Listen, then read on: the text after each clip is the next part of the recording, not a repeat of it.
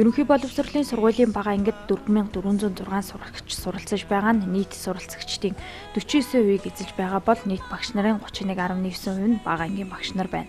Бага боловсролын цөм хөтөлбөрийн түгээн дэлгэрүүлэх сургалтыг Хишиг өндөр Сэлэнг, Хотог өндөр сумын сургуулиуд, Булган сумын Эрдмийн өргөө цогцлбор сургууль дээр бүсчлэн өөрийн аймгийн сургагч багш нартай хамтран зохион байгуулсан.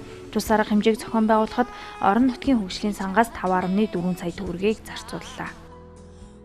Бага боловсролыг ивэл давна гэдэг маань ерөнхий боловсролын сургуулийн хамгийн чухал бүрэлдэхүүн хэсэг болсон.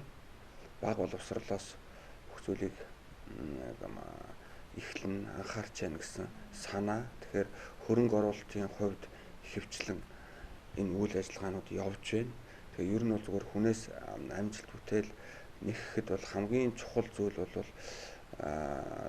бас ажиллах орчин, багш нарын идэх зүтгэл урам байдаг гэж бид нар ойлгож байгаа. Тухайлбал өнгөрсөн жил 18 сая төгрөг, за энэ жил 20 сая төгрөг, за эх жилээс бол бас нэг 20 гаруй сая төгрөгийн хөрөнгө оруулалтыг бага боловсролд оруулах гэж байна. Тэгэхээр бид нар бол энүүгээр багш нарыг урамшуулж байна, шагнаж байна. За мөн хамт олныг заа гаргын нэгдлүүдийг шагнаж байна. За энэ жил бол нэг 9 сая төгрөгөөр заа гаргын нэгдлүүдийг шагналаа. За мөн сүүлийн 2 жил бид нар анх удаага Булган аймгийн багш нарын дундаас сая төгрөгийг бол бага ангийн багш нарт урамшуул хэлбэрээр өглөө. Бүтээлч багш нарын туршлага, тайлбартай дасгалын аргыг Хишиг өндөр сумын бүрэн дүнд сургуулийн бага ангийн багш Хишиг Сүрэн, Булган сумын 1-р бүрэн дүнд сургуулийн багш Жаргалнаар үр дүнтэй үлгэр жишээ хэрэгжүүлж байна.